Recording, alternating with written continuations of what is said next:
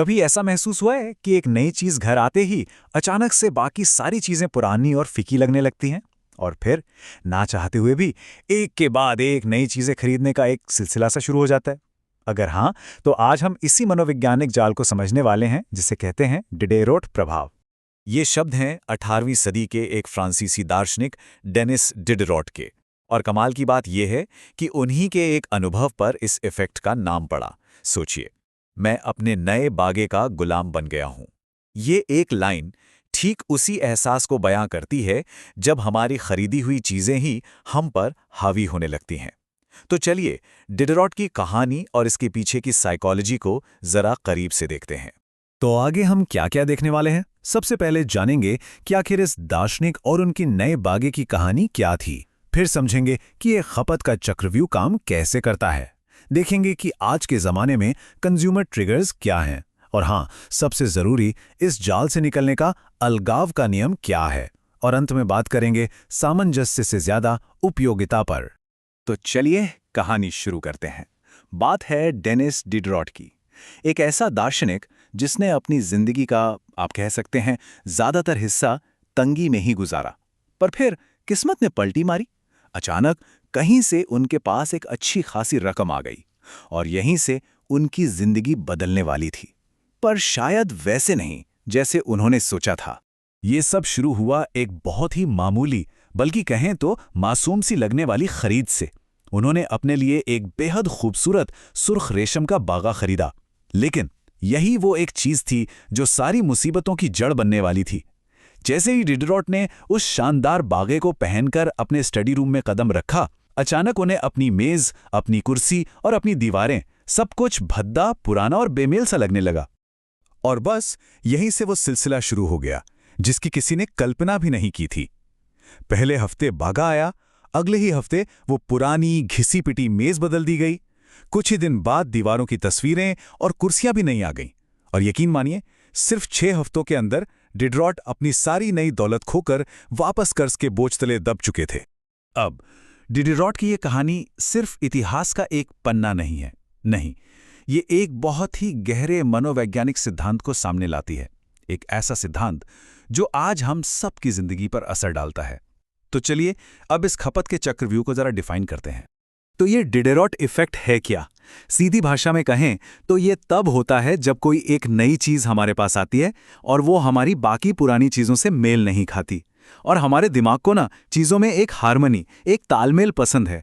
तो उस एक नई चीज के साथ तालमेल बिठाने के चक्कर में हम अपनी बाकी सारी चीजों को भी अपग्रेड करने पर मजबूर हो जाते हैं।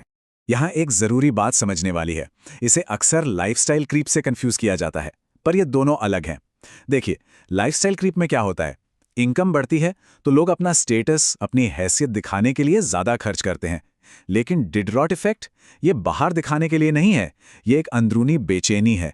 अपनी चीजों में एक पहचान, एक सामंजस्य बनाने की जरूरत से पैदा होती है। इसका जो साइकोलॉजिकल ट्रिगर है ना, उसे कहते हैं विचलन या डाइवर्जेंस। होता क्या है कि जैसे ही कोई नई चमचमाती हाई क्वालिटी चीज आती है, वो हमारी पुरानी चीजों को एकदम हीन, कमतर महसूस कराने लगती है और हमारे दिमाग में एक बेचैनी, एक खटक पैदा हो जाती है।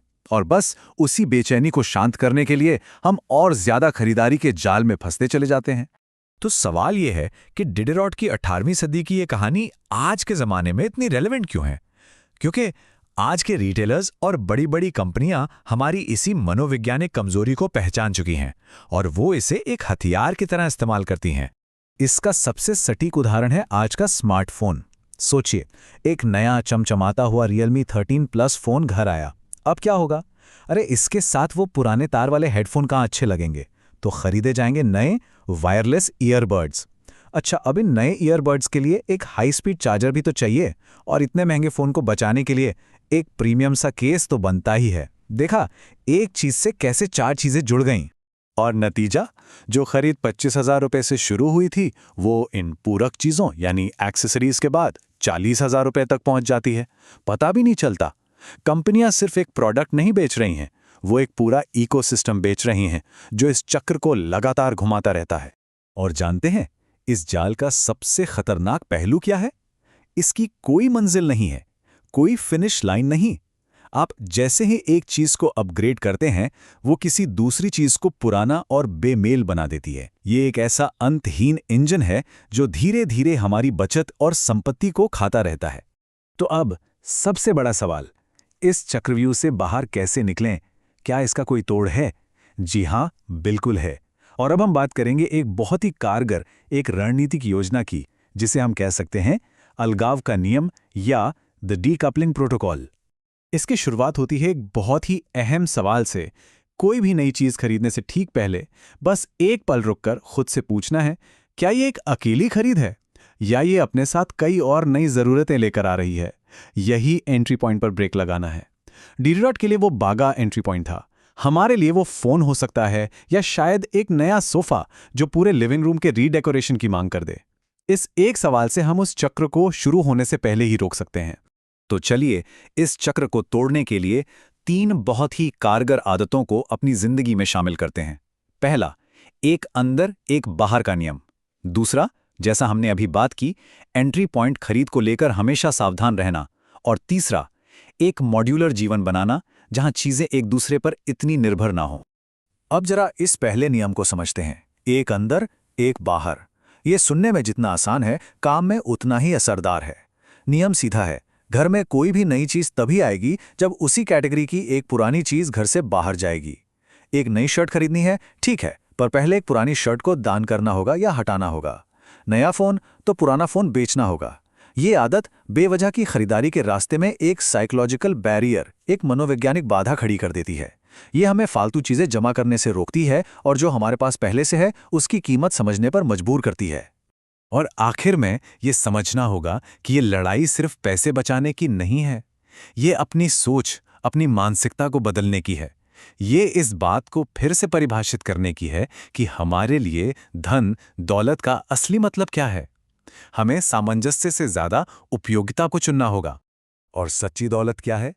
शायद इस आज़ादी में कि इस बात से कोई फर्क ही ना पड़े कि हमारी मेज़ हमारे सोफे से या हमारा बागा हमारी कुर्सी से मेल खाता है या नहीं। असली अमीरी चीज़ों के परफेक्ट होने में नहीं, बल्कि उन चीज़ों की चिंता से आज़ाद होने में है। तो याद रखिए, असल लक्ष्य अपनी चीज़ों का नहीं, बल्कि अपनी जिंदगी का मालिक बनना है। सामान का गुलाम नहीं, बल्कि अपनी आज़ादी का निर्माता बनना है। डीडीडॉट प्रभाव को तोड़ना सिर्फ एक फाइनेंशियल डिसीजन नहीं है, ये आज़ादी की तरफ एक कदम है। तो आखिर में बस एक सवाल जो हम सबको खुद से पूछना चाहिए, हमारी जिंदगी का वो सुर्ख बागा क्या है? वो कौन सी एक चीज़ है जो हमें ना चाहते हुए भी बेकाबू खर्चों के इस चक्रव्यूह में खींच रही है? इस पर ज़रूर सोचिएगा।